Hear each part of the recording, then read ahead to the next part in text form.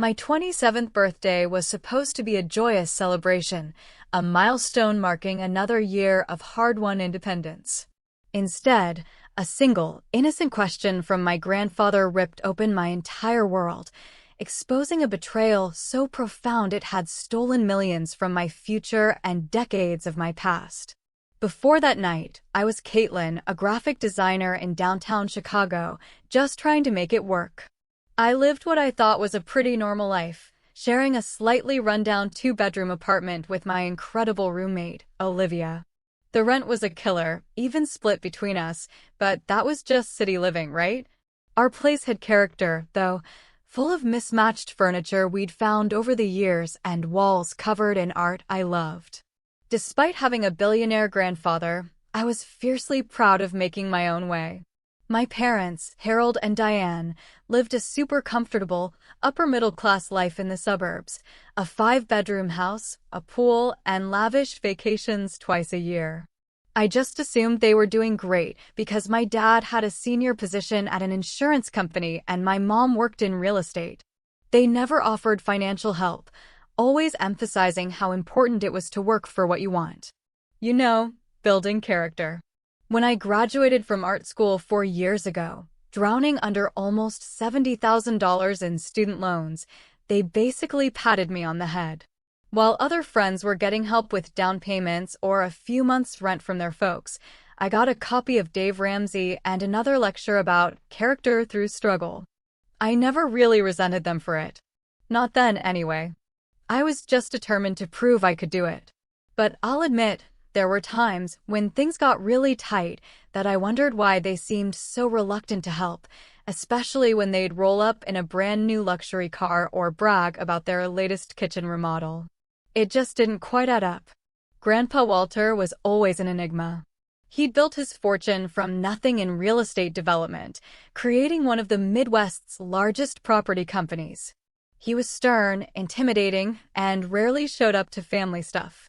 When he did, everyone walked on eggshells around him. But for some reason, he always had a soft spot for me. On the rare occasions we actually spoke, he'd ask thoughtful questions about my design work and genuinely listen. My cousin, Natalie, was the only one in our generation who seemed to actually benefit from the family wealth. She had a trust fund that gave her a ridiculously comfortable lifestyle. She never worked a day in her life, constantly posting photos from exotic locations and high-end restaurants. And at family gatherings, she'd always find a way to talk about her latest shopping spree or vacation, almost like she was trying to highlight the difference between us. The week before my birthday had been particularly rough. My design agency lost a major client, and I was one of 5 employees laid off. I was panicking. I had just enough savings to cover maybe 2 months' rent, and finding a new job in a competitive field felt impossible. So, when my parents called, insisting on taking me out for a fancy birthday dinner, I tried to decline. I suggested something simple, maybe takeout at my place, but they were adamant. 27 is special, Caitlin, they said. It deserves a proper celebration. Looking back now, their insistence makes a twisted kind of sense. There had been signs, little things I'd brushed aside. Like when I mentioned possibly going back to school for my master's, and my dad immediately shut it down, saying I already had enough student debt. Or how my mom would quickly change the subject whenever I talked about my financial struggles. There were hushed phone conversations that stopped the moment I walked into a room, and a strange tension whenever Grandpa Walter's name came up. A few months earlier, I'd caught my mom looking at properties in Panama online. When I asked if they were planning a vacation, she slammed her laptop shut and said she was just daydreaming. My dad had also been making weird comments about how we might not see each other as often in the future because they were thinking about traveling more. The morning of my birthday, Olivia gave me a handmade card and a small potted plant she knew I'd been eyeing. We'd been friends since college, and she knew better than anyone how hard I'd been working just to stay afloat. As I got ready for dinner that night, she helped me put together an outfit that looked nice, but was still within my very limited wardrobe. I had no idea that in just a few hours, Everything I thought I knew about my family would be shattered beyond repair, or that the financial struggles I'd been facing for years were completely, utterly unnecessary. As I applied my mascara and put on my only pair of decent earrings, I had no idea I was about to discover the most painful betrayal imaginable. The restaurant my parents chose was one of those places where the menu has no prices. That immediately made me uncomfortable. Crystal chandeliers, crisp white linens, the whole 9 yards. The hostess led us to a table in the center of the dining room where my parents had already arranged for champagne. I felt completely out of place in my simple black dress and the same heels I'd worn to job interviews for the last 3 years. My mother, though, was draped in a designer outfit I'd never seen before, with a necklace that probably cost more than my rent. My father wore an expensive suit with gold cufflinks that glinted in the light. The conversation felt forced from the beginning. They asked surface-level questions about my job search, but quickly changed the subject whenever I expressed any real concern. Instead, they steered the conversation toward safe topics, a movie they'd seen, updates about distant relatives I barely knew. After we ordered, they presented me with my gifts, a designer wallet and a scarf. They were beautiful, but surprisingly modest considering the restaurant. As I thanked them, my mother launched into a familiar lecture about financial responsibility and the importance of building good credit. I was halfway through my entree, nodding along to another of my father's college stories, when the atmosphere in the restaurant suddenly shifted. People at nearby tables straightened, staff became noticeably more attentive. I turned to see what had caused the change and spotted him immediately. Grandpa Walter. He had arrived, accompanied by his assistant, Jennifer, a sharp woman in her 40s who was rarely more than a few steps away from him. At 82, Walter still cut an imposing figure, tall, straight-backed, a full head of silver hair. He wore a perfectly tailored suit that probably cost more than my yearly salary, and his presence just commanded attention without him having to say a word. My parents froze mid-conversation, their expressions shifting from surprise to something that looked almost like fear. My father stood quickly, nearly knocking over his water glass. "Walter, this is unexpected," he said, his voice higher than normal. "We weren't sure you would make it." My grandfather completely ignored him. His stern expression softened as he approached our table. "Happy birthday, Caitlin," he said, leaning down to kiss my cheek. His cologne smelled expensive, like leather and cedar. 27 years. Hard to believe how quickly time passes. "Thank you, Grandpa," I replied, genuinely touched that he'd remembered. "It means a lot that you came." He took the empty seat beside me while Jennifer remained standing, tablet in hand, ready to take notes. "I wanted to check in on how things are going," he said, studying my face with intelligent eyes that missed nothing. "Jennifer tells me the quarterly reports for your investment portfolio look strong. The trust should be performing well in this market." I blinked in confusion. "Investment portfolio? Trust?" A slight furrow appeared between his eyebrows. "Yes, the trust fund established when you were born. You turned 25 2 years ago, so everything should have been transferred to your control by now." He spoke as if this was common knowledge. My parents were suddenly very interested in their plates. My mother's knuckles had turned white around her fork. "I think there might be some confusion," I said slowly, looking between my grandfather and my parents. "I don't have a trust fund." Walter's expression didn't change, but something in his eyes hardened. "Of course you do. Your cousins as well, though yours was the largest. 5 million initially, plus growth, managed by your parents until your 20th birthday, when control was to transfer to you." The restaurant around us seemed to fade away as I struggled to process what he was saying. $5 million? A trust fund I never knew about? It made no sense. "And the apartment in Gold Coast," Walter continued, his voice pleasant, but his eyes now fixed on my parents. "Is it comfortable?" I selected that building specifically because of the security and the views of the lake. "What apartment?" I asked, my voice barely above a whisper. The silence that followed was deafening. My father had gone pale, and my mother looked like she might be sick.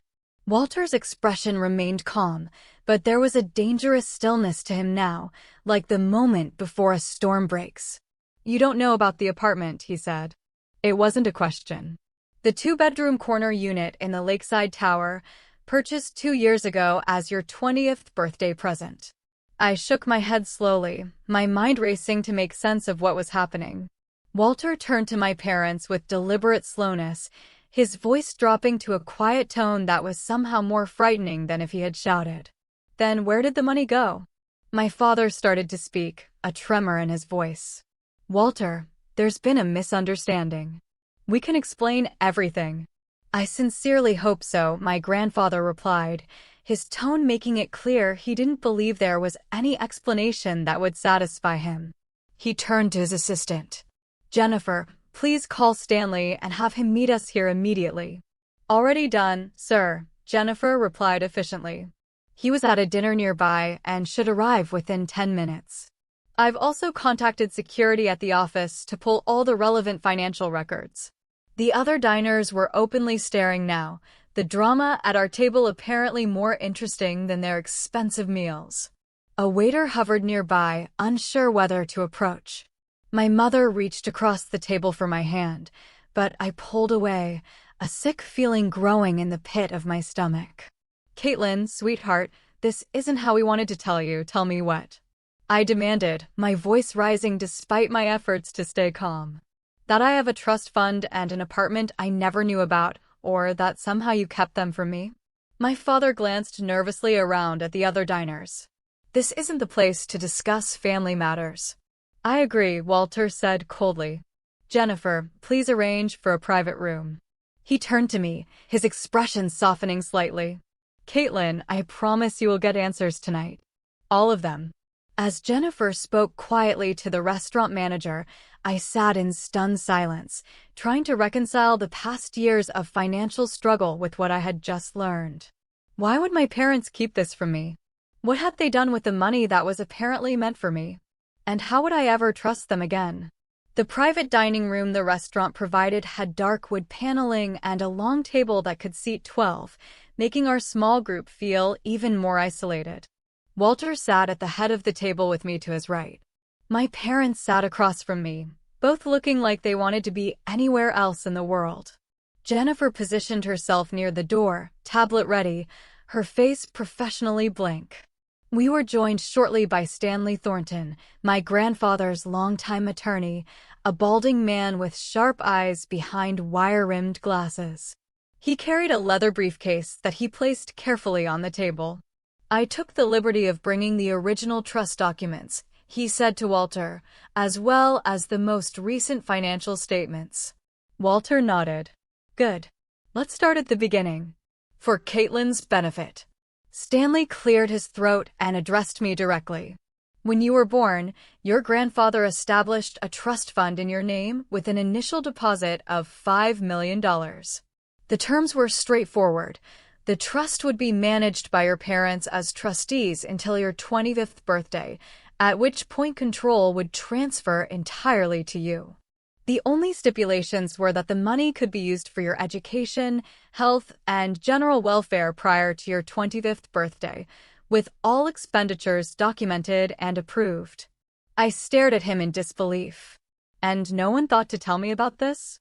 "Your parents were instructed to inform you about the trust when you turned 18, Stanley replied, glancing at my father and mother. "Based on your reaction, I gather that didn't happen." "It did not," Walter confirmed, his voice tight with controlled anger. "Nor apparently did the transfer of assets at 25. He turned to Stanley. "What is the current value of Caitlin's trust?" Stanley pulled several documents from his briefcase and placed them on the table. According to the most recent statement from 3 months ago, the trust had grown to approximately $8.3 million. This includes the original principal plus investment growth, minus authorized expenditures for college tuition and the purchase of the Gold Coast apartment 2 years ago. $8.3 million. The number seemed impossible. While I had been working overtime and skipping meals to make rent, there had been millions of dollars that belonged to me, That was supposed to be used for my benefit. I want to see proof of all withdrawals from the trust over the past 5 years, Walter said to Stanley. As the attorney produced more documents, my father finally spoke up. Walter, we can explain. There were investments that didn't perform as expected. The money is just temporarily allocated elsewhere. Allocated where exactly? Walter asked with dangerous calm. My mother jumped in. Harold, just tell the truth. She turned to Walter with tears in her eyes. There were some financial difficulties after the recession. We had to make some adjustments. By stealing from your daughter? Walter's voice was ice cold. It wasn't stealing, my father protested weakly. We are her parents. We were looking out for her best interests. I found my voice at last. By letting me struggle with student loans and a tiny apartment with a roommate? While you lived in a 5-bedroom house with a pool. By watching me stress about making rent while you bought new cars and went on luxury vacations? How exactly was that in my best interest? Jennifer quietly placed a glass of water in front of me. I hadn't realized I was shaking until I tried to pick it up and nearly spilled it. Stanley had been examining the financial records with a growing frown. There appeared to be numerous unauthorized withdrawals beginning approximately 7 years ago. Large sums transferred to personal accounts belonging to Harold and Diane. He looked up, his expression grim. Based on my preliminary review, it appears that all but approximately $300,000 has been diverted from the trust. The room went silent. $8 million reduced to $300,000. I felt physically ill. Where's the money now? Walter asked, his calm voice belying the fury evident in his eyes. My father looked down at his hands. Some of it went to pay off our mortgage. Some for cars, renovations to the house, investments in Diane's real estate business, vacations. My mother added quietly. The house in Florida, memories flashed through my mind, painful in their new context. My parents declining to help with my security deposit on my first apartment after college. Telling me that my student loan burden was good character building when I expressed anxiety about the payments. My mother showing off her new Mercedes while I took the bus to work because I couldn't afford car payments. All while they had access to millions of dollars that was meant for me. You let me struggle, I said, my voice barely above a whisper. All those years, all those sleepless nights worrying about money. You watched me work 2 jobs during college. You saw how stressed I was about being laid off last week. My voice grew stronger with my anger. And you had my money the whole time. You were living off my trust fund while letting me think I was on my own. It wasn't like that, my mother insisted, tears streaming down her face. We always intended to pay it back. Things just got out of hand. Out of hand? I repeated incredulously. You stole nearly $8 million from me. Walter placed a steadying hand on my arm. Jennifer, please call Detective Ramirez. I believe he's still with the Financial Crimes Unit. Walter, no, my father exclaimed. There's no need to involve the police. This is a family matter. Theft is a criminal matter, Walter replied coldly. Particularly at this scale. Please, my mother begged. We can fix this. We can sell the house, the cars, pay it back. Walter looked at me. Caitlin, this is ultimately your decision. They stole from you. Press charges or not, it's your call. I looked across the table at my parents, these people I had trusted implicitly my entire life. The shock was giving way to a deep, aching sense of betrayal that I knew would never fully heal. I need time to think, I managed to say. I can't process all of this right now. Walter nodded. A reasonable request. He turned to Stanley. In the meantime, I want all their assets frozen. Nothing moves without my approval. And I want a full forensic accounting of every penny that left that trust. Already initiated, Jennifer said from her position by the door. The team will work through the night if necessary. And the apartment? Stanley asked. Have the locks changed immediately, Walter instructed. New keys to be given only to Caitlin. My father made one last desperate attempt. Walter, be reasonable. Where are we supposed to go? My grandfather fixed him with a stare that could have frozen fire. You have a 5-bedroom house purchased with stolen money. Enjoy it while you can. The real estate fraud unit will be particularly interested in how a property purchased with trust fund money was titled in your names. The restaurant manager knocked tentatively on the door, poking his head in to ask if we needed anything else. The tension in the room was so thick it seemed to have its own gravitational pull. "Just the check," Walter said dismissively. "We're finished here." As the manager retreated, I looked around the table at these people who were my family, wondering how I had never seen the truth before. My parents, unable to meet my eyes. My grandfather, steady as a rock beside me. Jennifer and Stanley, efficient and professional in the face of this family implosion. Nothing would ever be the same after tonight. The foundations of my life had been revealed as lies, and I had no idea what would be left standing when the dust settled. The car ride home was silent and suffocating. I had declined Walter's offer to stay at one of his properties, needing the familiar comfort of my own apartment, shabby as it was. As the taxi pulled away, I watched my parents standing frozen on the sidewalk outside the restaurant, suddenly looking small and old in the harsh street light. When I walked through my apartment door, Olivia took one look at my face and knew something was terribly wrong. She guided me to the couch, wrapped a blanket around my shoulders, and waited patiently while I struggled to find words. "My parents stole $8 million from me," I finally said, the words sounding absurd even as they left my mouth. I told her everything, the story spilling out in disjointed pieces. The trust fund I never knew existed. The apartment that was supposed to be mine. The years of financial struggle that had been completely unnecessary. As I spoke, the shock began to give way to a bone-deep anger that I had never experienced before. "I applied for food stamps last year," I said, my voice breaking. "I was eating ramen for dinner 4 nights a week to save money, and they were using my trust fund to remodel their kitchen and buy luxury cars." Olivia held my hand tightly as I cycled through shock, rage, and grief. At some point, she made tea that grew cold on the coffee table. My phone buzzed constantly with texts and calls from my parents, which I ignored. The only message I responded to was from Walter, confirming that I was safe and asking if I needed anything. The next morning, Jennifer called with updates. Walter's legal team was moving quickly. They had already confirmed that the house in Florida, my parents' primary residence, and both their vehicles had been purchased using money from my trust. A forensic accountant was tracking down every withdrawal and transfer. The preliminary findings indicate that approximately $300,000 remains of the original trust, Jennifer explained in her efficient way. Most of the money went to real estate purchases, luxury items, and some high-risk investments that performed poorly.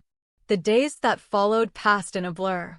I took sick leave from my new job search, unable to focus on anything beyond the immediate crisis. Walter sent a car each day to bring me to meetings with attorneys, financial advisors, and eventually a therapist specializing in family trauma. A week after my birthday, we learned that my parents had purchased plane tickets to Panama 3 days before my birthday dinner. They had been planning to leave the country immediately after the celebration, apparently having realized that Walter might discover their deception at any moment. The only reason they hadn't fled already was that they needed to maintain appearances until after my birthday, which they knew Walter might attend. The extended family fractured along predictable lines. My father's siblings defended him, suggesting that Walter was overreacting to what was just poor financial management. My mother's side was more divided, with her sister calling me directly to apologize for what her sister had done. The most surprising ally came in the form of my cousin Natalie. She showed up at my apartment unannounced one afternoon, looking uncharacteristically subdued. I always wondered why Uncle Harold and Aunt Diane lived so well when Dad's and our trust funds were basically the same size, she admitted, sitting uncomfortably on my worn couch. "I guess now we know." It turned out that Natalie's trust had been properly managed, but was much smaller than mine had been. She had been careful with her money, making it last while flaunting a lifestyle that was more modest than it appeared on social media. I was always jealous of how close you seemed with your parents, she confessed. My parents were always honest about the money, but they were never really there for me emotionally. I thought you had both the loving parents and were being modest about your wealth. I never imagined they were stealing from you. That conversation was the beginning of an unexpected friendship with my cousin, one bright spot in the darkness that had engulfed my life. The legal proceedings moved forward relentlessly. Walter's team discovered that only about $300,000 remained of my original trust. The rest had been spent on my parents' lavish lifestyle or lost in bad investments. The house in Florida and their primary residence were both seized as they had been purchased directly with trust fund money. The cars, the boat my father rarely used, my mother's extensive jewelry collection, all documented and evaluated for potential recovery. Through it all, my parents continued their desperate attempts to contact me. The messages shifted from explanation attempts to outright begging as the legal consequences became clear. My father called from a hotel room, claiming they had nowhere to go. My mother sent long emails about how everything they did was ultimately for my benefit, though she never managed to explain exactly how their luxury lifestyle had helped me in any way. The media caught wind of the story eventually. A business publication ran a small piece about Walter Harrington's family financial dispute. Though they didn't mention me by name, the article hinted at significant misappropriation of trust fund assets by close family members. I deleted all my social media accounts, temporarily unable to face questions from acquaintances who might connect the dots. The worst part was the constant gnawing feeling of guilt that plagued me, despite being the victim. Had I somehow driven my parents to this? Should I have noticed something was wrong? Was I overreacting by allowing Walter's legal team to pursue them so aggressively? The therapist Walter had arranged for me explained that this was a common response for victims of familial betrayal. But understanding the psychology didn't make the feelings any less real. After 3 weeks of living in a fog of legal meetings and emotional turmoil, Walter invited me to dinner at his penthouse. The space was surprisingly warm and comfortable despite its obvious luxury. He fixed us both drinks himself, dismissing the staff for the evening to give us privacy. "I want you to know that none of this is your fault," he said, looking at me directly. "Your parents made their choices. They betrayed not only you, but the trust one placed in them." "I keep thinking I should have known," I admitted. "There were signs." "You had no reason to suspect your own parents of stealing from you," Walter replied firmly. "Especially when you didn't even know the money existed." That night, Walter showed me photographs I had never seen before. My grandmother, who had died when I was too young to remember her. Walter as a young man, building his first development. My mother as a child, sitting on Walter's shoulders at a park. "Family is complicated," he said, his voice softer than I had ever heard it. "Your grandmother and I didn't always see eye to eye on how to raise your mother. I was often too strict, too focused on building the business. Perhaps if I had been different, your mother might have developed a healthier relationship with money." It was the closest thing to vulnerability I had ever seen from my grandfather, and it helped me begin to understand that the betrayal had layers beyond my own pain. My parents had not only stolen from me, they had betrayed the father who had tried to secure his granddaughter's future. 1 month after my birthday, I finally agreed to meet with my parents. The legal mediation was scheduled at Walter's attorney's office, a sleek space in a downtown high-rise that made my parents look even more out of place than they already felt to me. They had visibly aged in the past month. My father's face was gaunt, with dark circles under his eyes. My mother's hands trembled slightly as she clutched her purse.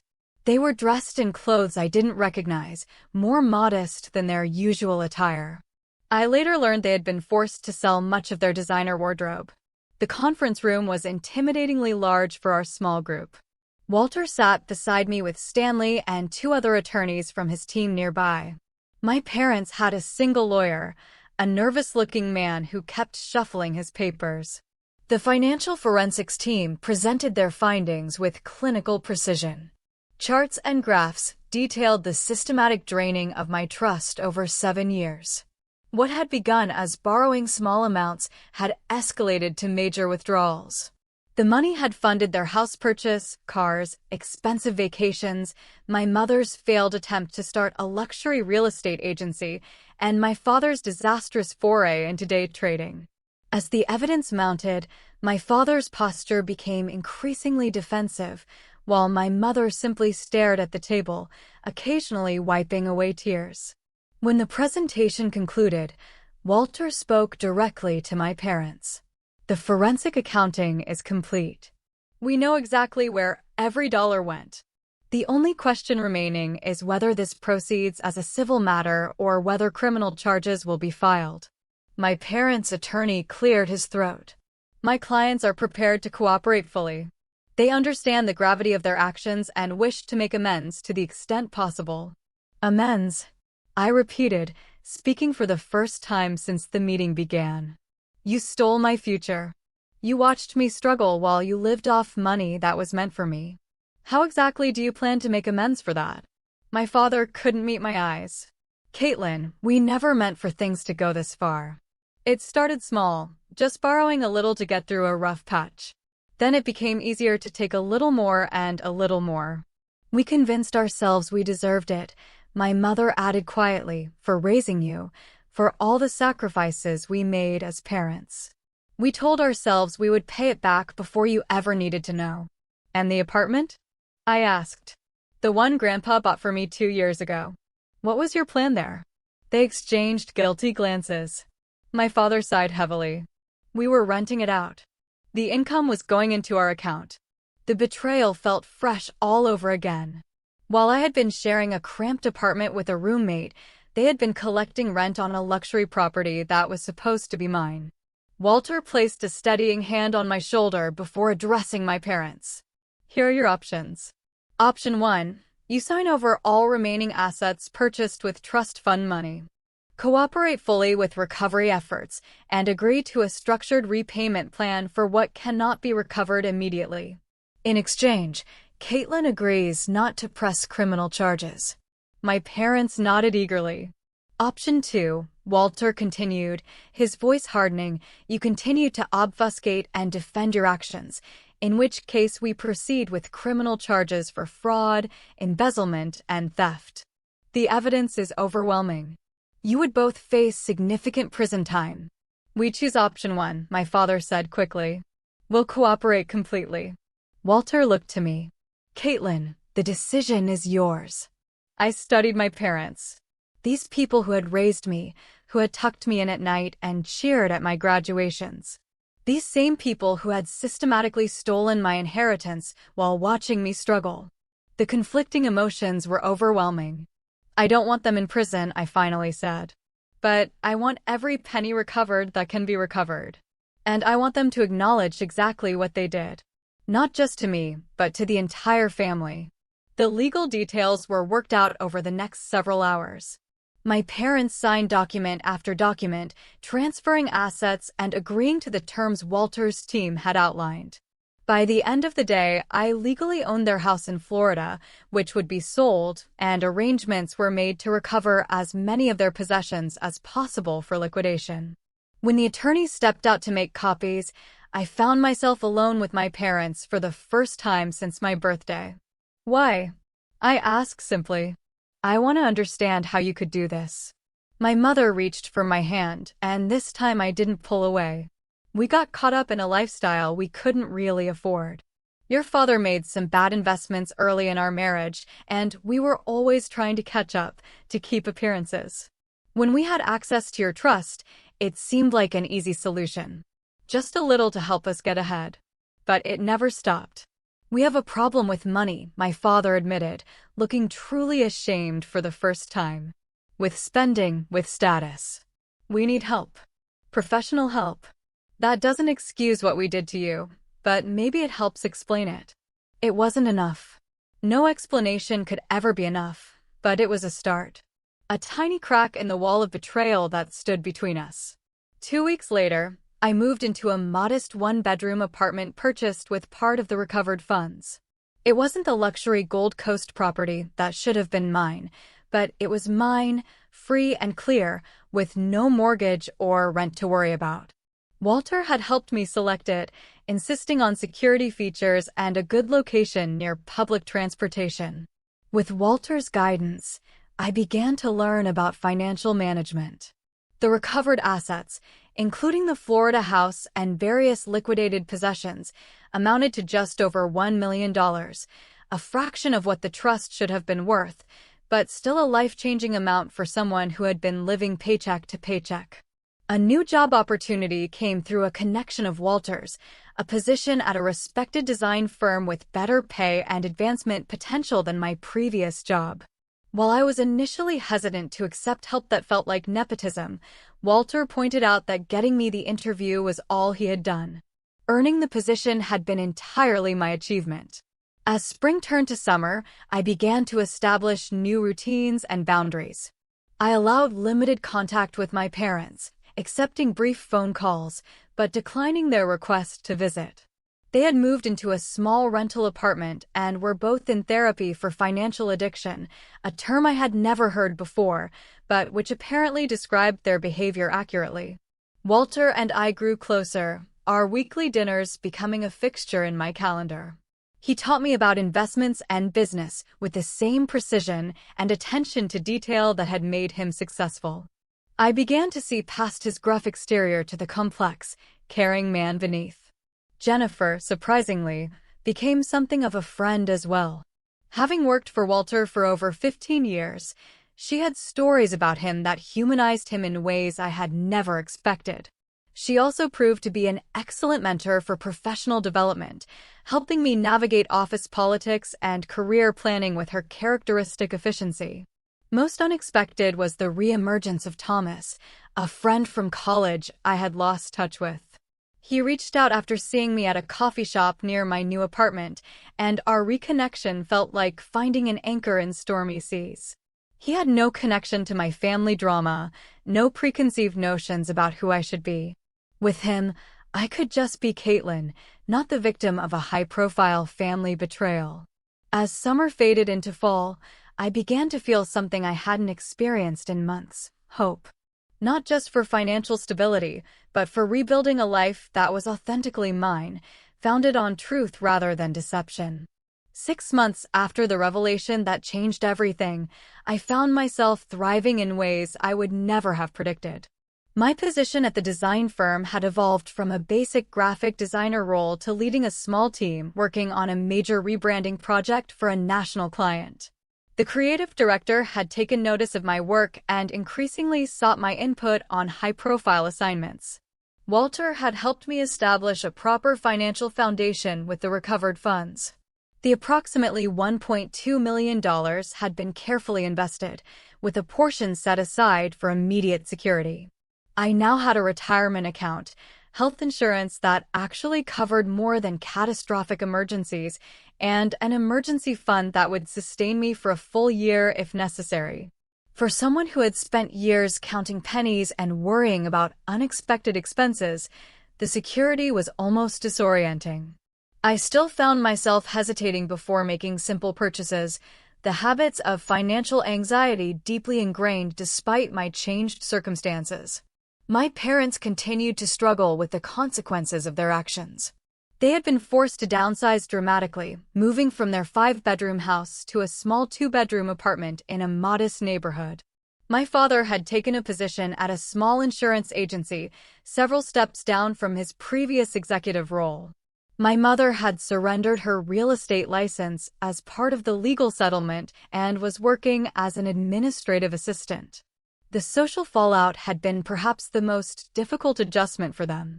Former friends had distanced themselves once the story spread through their social circle. They were no longer invited to the country club events and charity galas that had once been the center of their social calendar. After months of limited contact, I agreed to meet them for coffee at a neutral location. They arrived early, visibly nervous, bearing no gifts or overtures beyond their evident desire to reconnect. "We've been working with our therapist on making amends," my mother explained, her hands wrapped tightly around her coffee cup. "Not just to you, but to Walter, to ourselves. We understand that we can't undo what we did. We're establishing boundaries with money, my father added. Separate accounts, strict budgets, accountability partners. It's like being in recovery from any other addiction. I listened more than I spoke, observing the changes in them. There was a humility that had never been present before, an absence of the designer labels and status symbols that had once seemed so essential to their identity. Before we parted, my mother asked hesitantly if we could establish regular contact, perhaps a monthly lunch. I agreed to consider it, unwilling to commit, but no longer completely closed to the possibility of a carefully constructed relationship. Walter had suffered a minor health scare in early fall, a warning from his doctor about his blood pressure that had resulted in lifestyle modifications and a reduced work schedule. The brush with mortality had softened him further, making him more reflective about family relationships, despite the pain of betrayal. Your grandmother always said that family was worth fighting for, he told me during one of our weekly dinners. Not worth sacrificing your self-respect or safety, but worth the effort of understanding and forgiveness when possible.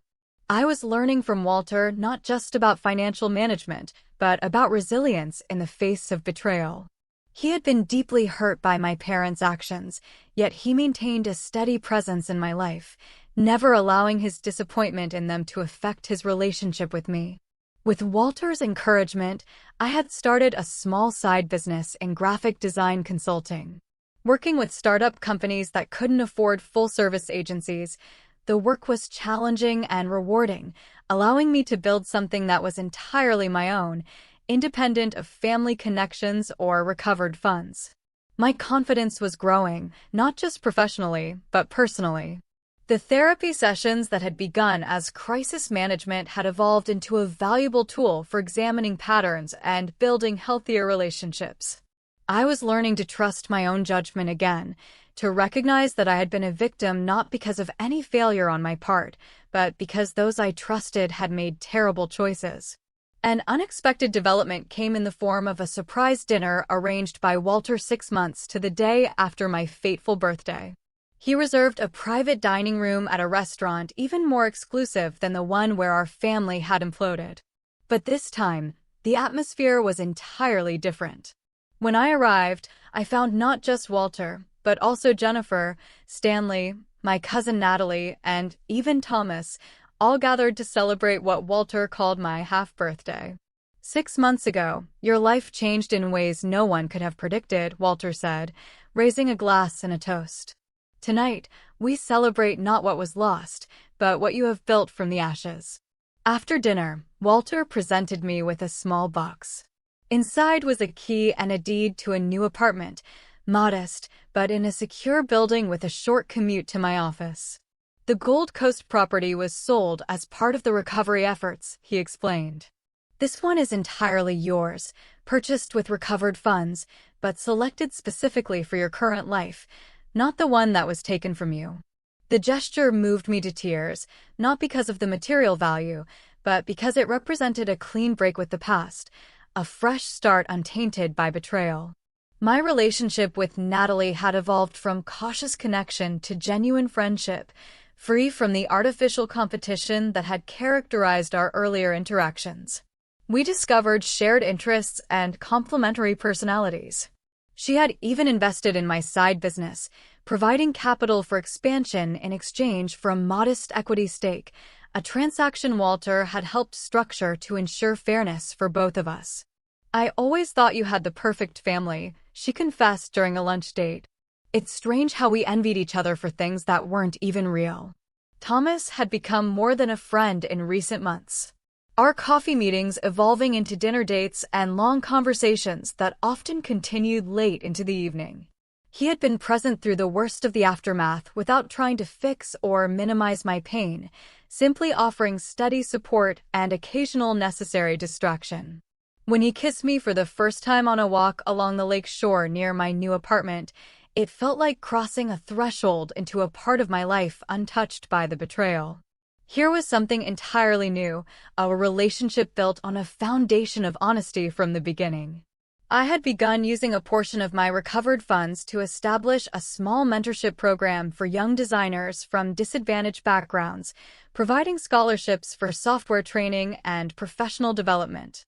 The program was still in its infancy, but helping others who faced financial barriers to creative careers brought a sense of purpose that transcended my personal experience. As fall turned to winter, I realized that while the betrayal would always be part of my story, it no longer defined my daily existence. I was building something new, something authentic, from the painful truth rather than comfortable lies. 1 year after the birthday that changed everything, I found myself in a place I never could have imagined. Not just financially secure, but emotionally stronger, with clearer boundaries and deeper, more authentic relationships than I had before the betrayal. The healing journey had not been linear. There were still days when anger would surge unexpectedly, when the memory of those years of unnecessary struggle would feel fresh and raw. But those moments came less frequently now, subsumed by the full life I was building. My parents and I had established a cautious reconciliation process. We met monthly for lunch, with clear boundaries and expectations. They had shown genuine remorse, continuing their therapy and making small, but consistent restitution payments that Walter's team had structured as part of their amends process. I never thought I would sit at a table with them again without feeling rage. I admitted to my therapist during one of our now bi-weekly sessions. It is not forgetting or even complete forgiveness yet, but it is something like peace. The financial education Walter had provided had transformed my relationship with money. I now managed my investments with confidence, understanding the balance between security and growth. The remaining trust funds, though far smaller than they should have been, were carefully managed to provide long-term stability while allowing me to live comfortably in the present. Walter had experienced another health scare, more serious than the first, that had required a brief hospitalization. The fragility of his mortality brought perspective to our family situation. Despite the betrayal, despite the legal consequences, he was still my grandfather and my parents' father. The time we had together was limited and precious, even with the shadow of past actions. During his recovery, I had spent hours at his bedside, learning more about his early years, his relationship with my grandmother, his regrets and triumphs. These conversations deepened my understanding not just of him, but of the complex family dynamics that had contributed, though never excused, my parents' actions. My design career had flourished, with my side business growing to the point where I was considering whether to pursue it full-time. I had hired 2 junior designers to help with the increasing client load and a business manager to handle the administrative aspects that I had little interest in. The mentorship program had expanded as well, with 5 young designers now receiving scholarships and professional guidance. Watching them grow in confidence and skill brought a satisfaction unlike anything I had experienced professionally before.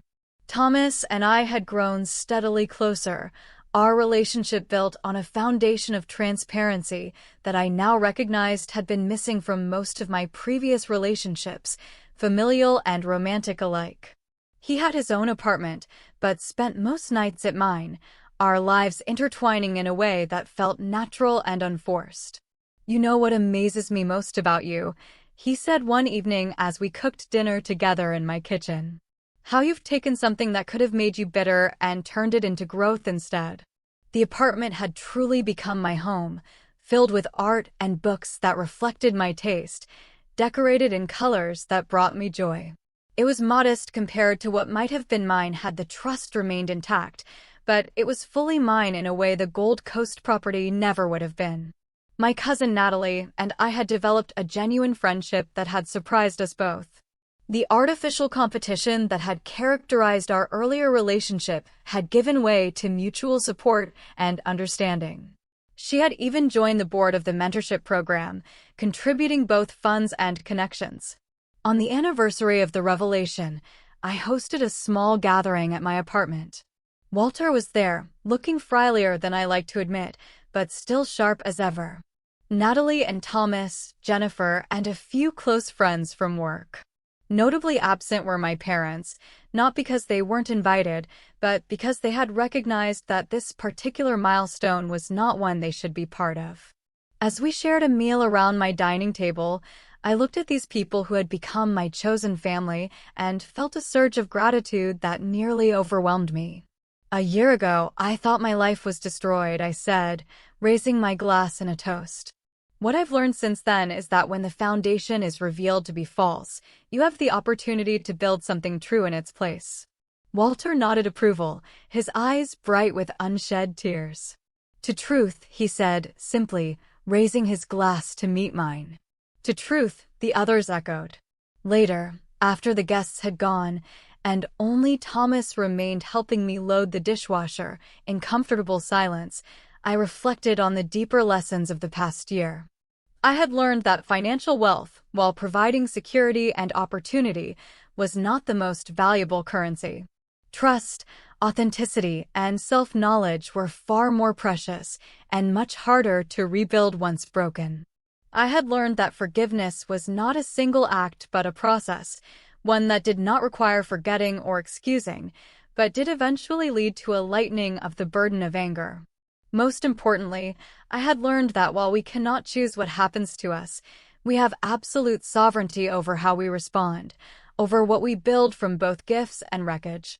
The betrayal would always be part of my story, a chapter one could not erase, but it would not be the defining chapter. It was merely the one that forced me to take control of the narrative and write the rest with intention and authenticity.